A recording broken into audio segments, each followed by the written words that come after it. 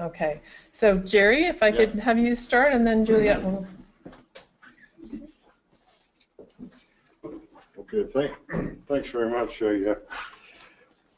I'll just start out by saying that recently, actually in the end of April, I was out on the island to a conference put on by the Comox Lake Land Trust organization, very similar to some of the groups we have here in the Kootenays, and along with the regional district, Comox Regional District, and the local First Nation Council. They put on this conference on I guess the topic was thinking like a watershed, and the whole idea of being understanding natural processes in dealing with what we all know is coming down the road, the problems associated with our built environment, problems associated with climate change, flooding, drought, fire, all that sort of thing. It was a remarkable conference. Some of the speakers were just outstanding. Economists, hydrologists, engineers, biologists, land developers, very enlightened land developers. And so watersheds are really almost a metaphor in a way for life processes, and so I'm really pleased to be here today. I'm not going to get too philosophical. The particular discussion I was asked to get across was establishing funding for conservation projects. A few years ago, before it became the Kootenay Conservation Program, it was called the East Kootenay Conservation Program, which is a sort of an organization. Well, Juliet will talk about it later, but it's about 70 organizations, local governments, industry, conservation groups, and so forth, all working towards a better way of life, I guess you can put it that way, in the Kootenays. And I was involved at that time. Early days, I think I was involved with WildSite. I had been the interim board chair for about a year, and was very interested in land use. And so getting together with Dave Hillary and Nancy Newhouse from the East Kootenay Conservation Program, a number of groups got together, and we began to support this concept of establishing a conservation fund for the Upper Columbia Valley. And a lot of work was done in preparation.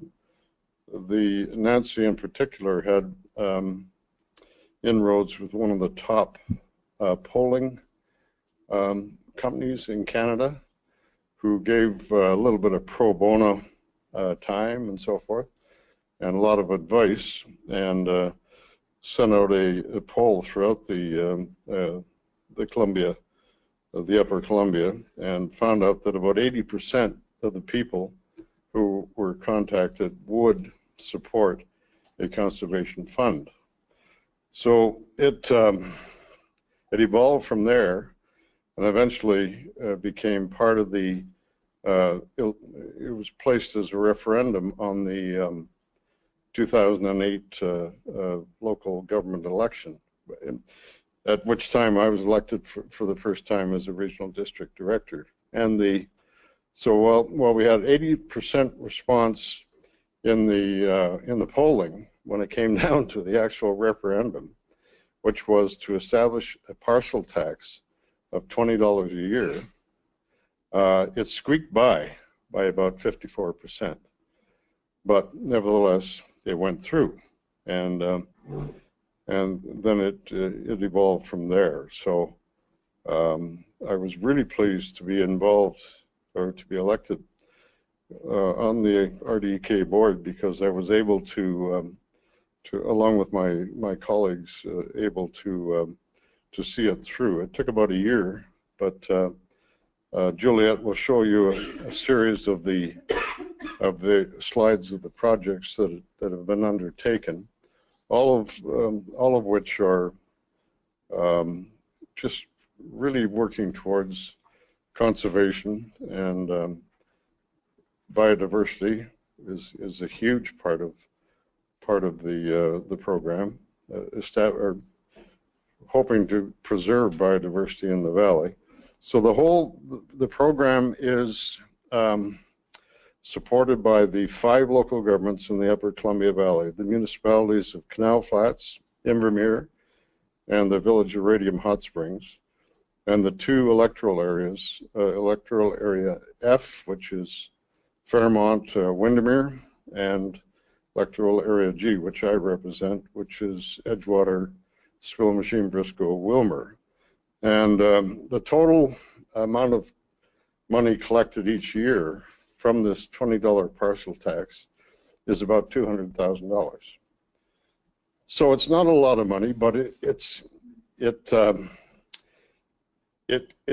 enough money to really make a difference. And one of the major achievements has been supporting the purchase of Lot 48, which is a critical piece of the east side of Columbia Lake, which was privately owned by the Wilder family, and at one time was they had proposed to build a 5-star hotel, 300 units of high-scale second homes, and a huge hotel and golf course, which would have destroyed the integrity of the east side of Columbia Lake, which probably has some of the greatest biodiversity in southern British Columbia. So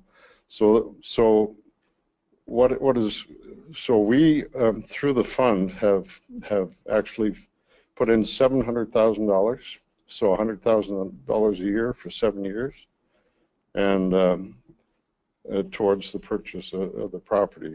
So I just think it's worth thinking about. In Central Kootenay, the Conservation Fund is now well and alive, or alive and well, in 3 of the electoral areas, and also I believe in the Okanagan there's a similar program. So it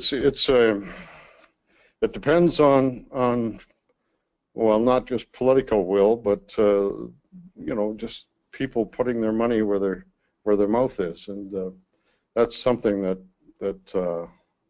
it's hard to get that across to people. But as the previous speaker from Oregon State said, once you get down to it, most people will support it. So I'll leave it at that, and let Juliet take you through the intricacies of the program. And you wanted to show the video. Yeah. Yeah. Let's do that. Oh.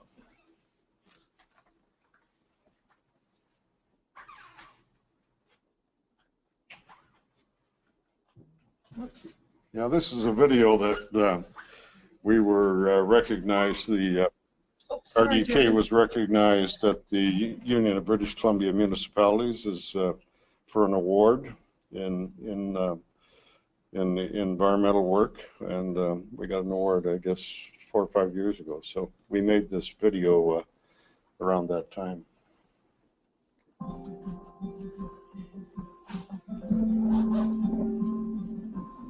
In late 2008, voters in the Regional District of East Kootenay's electoral areas F and G and the municipalities of Invermere, Radium Hot Springs, and Canal Flats elected to establish the Columbia Valley Local Conservation Fund.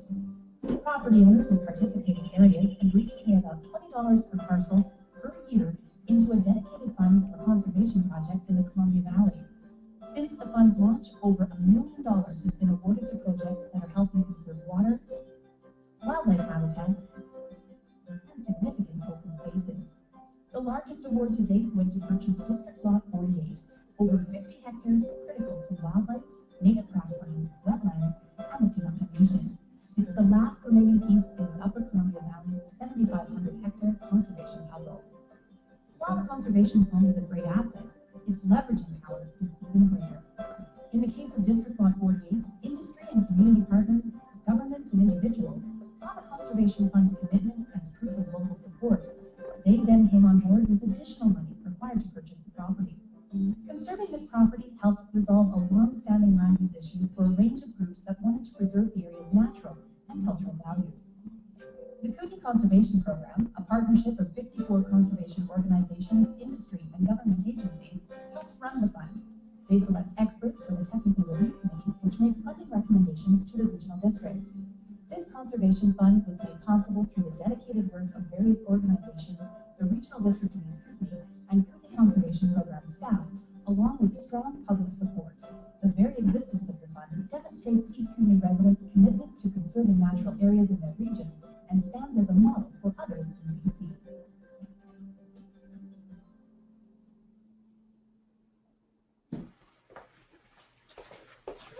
Right.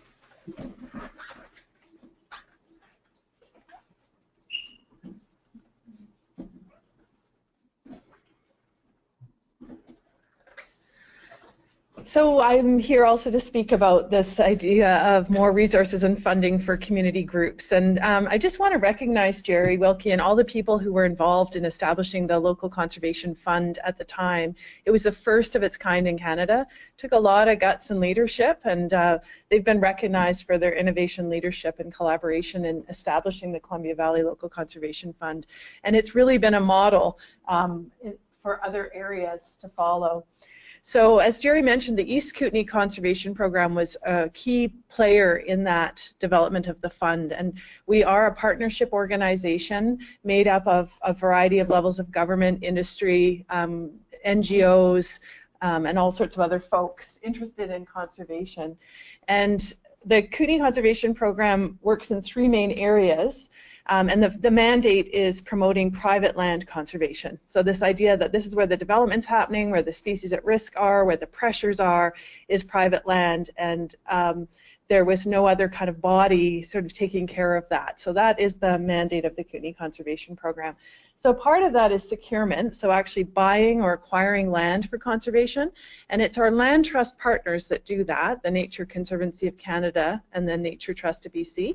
So they acquired Lot 48 and they own it, or through covenants. A second area we work on is stewardship. So if you're not actually buying private land, how else can you promote it being better stewarded for conservation by private landowners? So again, KCP doesn't reach out to private landowners. We support all the organizations that do that. And finally, capacity building. In the early days when the partners came to the table and said, how can we promote private land conservation? What do you need? A big answer was more funding and other capacity. So those are the three areas KCP focuses on. And so for the addressing capacity, this idea of a tax-based long-term revenue for conservation in an area. So as Gerry mentioned, it was passed by referendum in 2008, the first of its kind in Canada. And it's available for those of you who work in electorals F&G in the Columbia Valley and those municipalities. And although it generates about $200,000 a year, $100,000 a year has gone into Lot 48. So there's been about $100,000 available for community groups to apply to every year. So because this was such a fantastic idea, the Regional District of Central Kootenay then looked at this area. And in 2012, the West Kootenay was looking at the East Kootenay going, we would love something more collaborative on the west side of the mountains. And so the East Kootenay Conservation Program expanded to become the Kootenay Conservation Program and include the West Kootenay as well. So there was a lot of work done by the KCP to establish a local conservation fund in the West Kootenay, and it was voted in by referendum in 2015. So it's relatively new and not a lot of groups have heard about it. And it's available in the Kootenay Lake area of the regions. So electoral areas A, D, and E, which is basically from Windle up to the north end of the lake at Harrop Proctor, a little bit in Blewett, and then the North Shore over to Kootenay around. So that generates about $120,000 a year. It's a $15 per parcel per year tax for that one. And as Gerry mentioned, the Okanagan has now looked at this, saying what a fantastic model. And it was just passed by, rather than referendum in the Okanagan, by something called the alternative approval process, where basically you say this is what you want to do as a local government, and unless you have more than 10% of voters saying that's a bad idea, it passes. So that's how it was approved in December 2015. Or 16, sorry, just recently. Did you, do you know the parcel? Is it a parcel? It's not a parcel tax, it's a different model. I think it's in property taxes, but I don't know the details. Juliet, what did you call that again? The alternative? Alternative approval process. So as long as the percent tax you want to take is less than a certain amount, I want to say 0.05 of a property or something like that, there's a cap on it.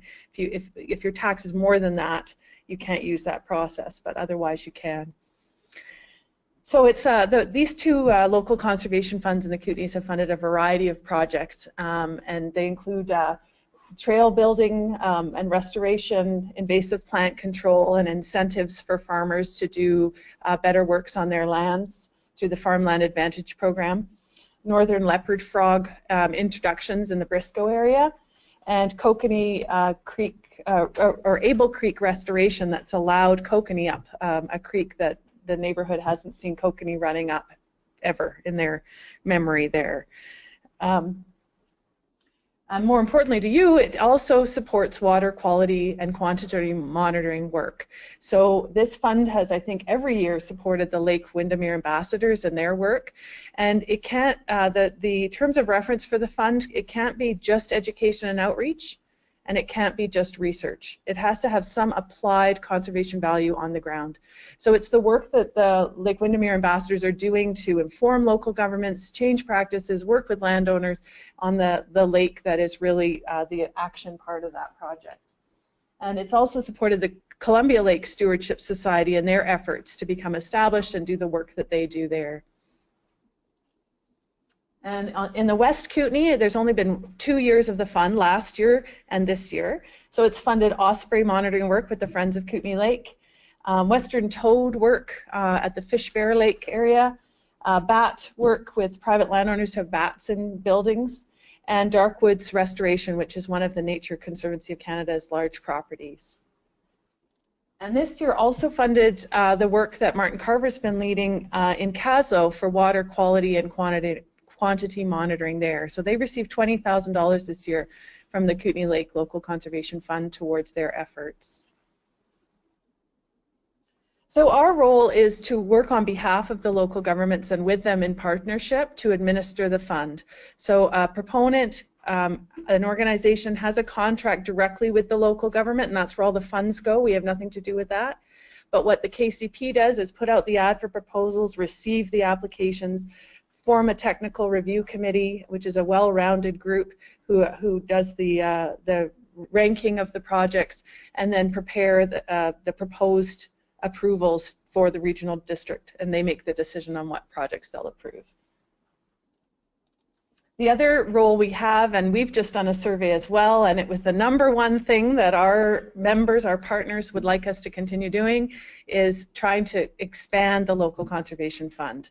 So right now it's just in these 2 areas, the Columbia Valley and the Kootenay Lake areas of the RDEK and RDCK. So I've had a bit of a chat with the director from the CSRD, the Golden area, and I know the directors on Kootenay Lake want to see all the areas around Kootenay Lake have this fund. And I've been meeting with directors from the central subregion of the RDEK, the Cranbrook area, and they're interested. But it really has to come from constituents. So what I'd recommend is if you're interested in more funding for the work that you do, and you live in an area that doesn't have a fund, I really recommend you calling your director or mayor or whoever it is that represents you and saying, you know, there's these local conservation funds, they've been well established now, they're working really well, and they help support the kind of work that our communities are saying we need to be doing. So get the bug in their ear, and then we can try and expand it that way.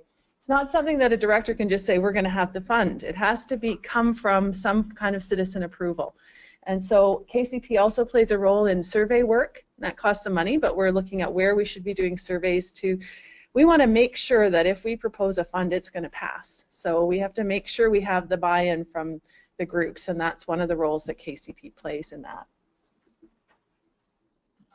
So if you are interested in applying for the fund, just go to the kootenayconservation.ca website. We also put notes out in the paper. There's a terms of reference and information about the fund, and the applications are due at the end of October for it. It's a relatively short application form and process. And that's where you can find us, kootenayconservation.ca. And I'm happy to talk through your project. I have no say in what projects get funded, but you can still buy me a beer. No, I'm just kidding. I'm just kidding. But I have no say in it. So I'm happy to sort of give you what I know about what the Technical Review Committee looks for and what their, any advice I can give, even in knowing that I don't have a say in what's funded. So that's all I want to say. Jerry, did you want to add anything else? Yeah, I guess. Yeah, you can come to the mic if you want. Yeah, I'll just add that when the program, the Upper Columbia Valley program was established, it was established for a 10-year period, at which point it would be reviewed. And in our budget considerations this year, we decided that the program had been working so well that we would remove that any end date, any official end date. So it can be terminated in the future, but there's no end date. It's working well, and so that gives it continuity. And I'm really pleased that we were able to do that. Just a couple of other things, just to give you. Juliet touched on some of the projects, but maybe I'll just go through and give you a flavor of some of the projects that were accepted. In the first year, a limber pine restoration project by the Whitebark Pine Ecosystem Foundation. They were working on a fairly significant stand in the Canal Flats area, and they were given $10,000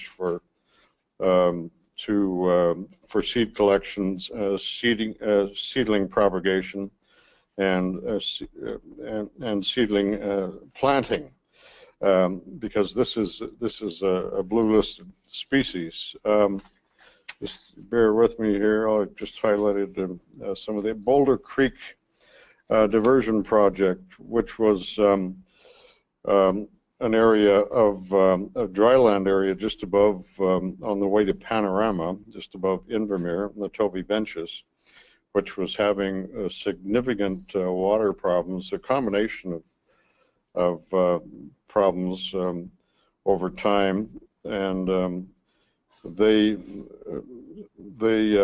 were given a very substantial amount of money, and they reduced built a couple of weirs and distributed the water, which had been lost because it was on a ditch system, and put it underground and so forth, and actually enhanced the water quality of 2 of the lakes and 3 of the streams, and increasing water quality for some of the wetlands in the area. And then there's been several awards for invasive weed control, which I think all of you are aware. Invasive plants are perhaps one of the greatest threats to biodiversity, so we've funded that. The important thing, I guess, about I didn't mention at the start, is that the fund is it was established democratically, and it's actually the oversight is really interesting. There's a very, very strong technical committee which recommends the projects to be funded, but the final say is a political say, so representing the people of the region through the board of the regional district of East Kootenay. So that gives it that strong oversight, and I think that's one of the reasons why it's working so well. Can we call for a couple questions, Jerry? Yeah, sure. Jerry. So I'm wondering, I'm Jerry Wilkie. Yeah. I'm from We've met. RDEK in the West Kootenay. Yeah. We do not have this fund. Yeah. So I'm wondering, how effective this fund has been at leveraging other funds, and how the fund is written up so that it can actually leverage other funds. I don't know. I don't know how to answer that in the sense I don't have comparisons, but it has leveraged the $1 million that it has been established over the last few years is actually leveraged over $6 million. Well, when I went Yeah. through the proposed the projects, Yeah. I looked at what amount the Columbia Valley Local Conservation Fund gave and what other amounts came in cash, Yeah. and it was a 10-to-1 ratio. Yeah. Yeah, So- I'm not surprised, but how do we accommodate that? What's the mechanism, I guess, Juliet? Because you know, we as a group that is living on a project by project basis, and I see the increasing world of environmental funding being determined by partnership funding, of which this is a major advantage. 10-to-1, you just said. And it's almost first in too. How is that mechanism written up? Like, how can we, you know, one, transfer that to other areas? Because what I find with partnership funding is like you're looking to 2 or 3 granting opportunities. They start at different times. They have different criteria. They have different reporting mechanisms. They have different, you know, success criteria, those kinds of things. Yeah, I mean, this has often been a first-in fund for some groups that they leverage from. And the funding is pretty quick. I mean, the decision's usually made in January, February, so people know by March, April before they hit the ground running. And there have been some projects that have been 100% funding from the Local Conservation Fund. However, the Technical Review Committee does consider cost sharing as one of its criteria. So the more you leverage, the better, basically. And in terms of long-term, like the Kootenay Lake Local Conservation Fund, it's interesting. The 3 directors there are actually putting out a request for proposals this summer to have someone do a conservation guidance document for the Kootenay Lake area to say these are our top priorities for conservation in this region, in this area. And so they're looking at maybe even, they might even do requests for proposals for specific projects that are high priority for their residents in conservation. But where I'm at with this, Juliet, is what's the mechanism? How do you describe, you know, this approach for leveraging other funds? Because if it's first in field for funding, you know, how can people activate getting other funds through this approach? Like, what happens is time and time again, there's the funding bodies want other partners. Yeah. So, is there? How does this fund relay that knowledge to other partners? Like the CBT, for instance, is. Well, you would put in your CBT proposal that you have $10,000 from the Local Conservation Fund. And you know that in time. Well, it's usually what's the word? It's not confirmed. Unsecured. Or Yeah. Is it confirmed or Conditional. not? Pending. Yeah. That's the word. So you'd say, so if you made an application to the Local Conservation Fund in October, that's also when you make one to CBT and FWCP and a lot of others, HCTF. So you just put the amount you've applied for and put pending, and they see that as a matched dollar, even if you haven't quite secured it yet. Yeah. So you can get into trouble. I know, that's the thing. Like, I see. One comes through and the other doesn't. Cascading, Yeah. You know, series of defeats, right? Like, Yeah. if you're I totally know. conditional, if your conditional funding comes through the conservation program and or does not, Right. then all of a sudden does the rest of the project collapse? So we have a question we've added to the forum that said, would this continue if you didn't get your funding? Yeah, right. And so that, you know, you could say, no, if this doesn't come through, this project isn't happening. Yeah, right.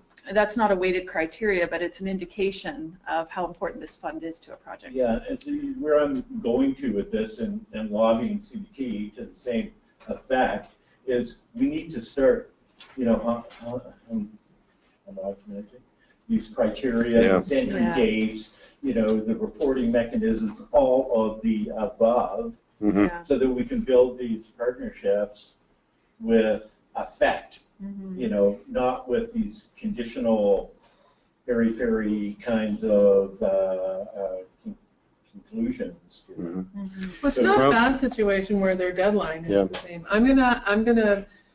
Just quickly, many of the projects, in fact, most of the projects are standalone. They really have just applied for specific funding. Right. Yeah, but where the leveraging comes in is with land purchases. Right. Like the large purchase of Lot 48 and the Marion Creek ranches and so forth through the NCC. That's where the leveraging, I think, is very prominent. So, but yeah, sorry, I can't really answer your question specifically. I think it's a central question around sustainable funding. Yeah. You know, like how do we make these partnerships work together? Yeah. Well, I mean, just go around the table and look at all the organizations here, and it's just a microcosm of all the conservation organizations in the Kootenays, and we're all working together, but we're all competing for the funding. Yeah. So that's a very relevant question. Well, thanks, you guys. So, and one of the, this is a great segue to, I think, Stella's presentation, because this is sort of conservation dollars through taxation, right? The Kootenay Conservation Program. And Stella's going to talk about basically what I would call infrastructure kinds of funding, which is another way to partner with local government.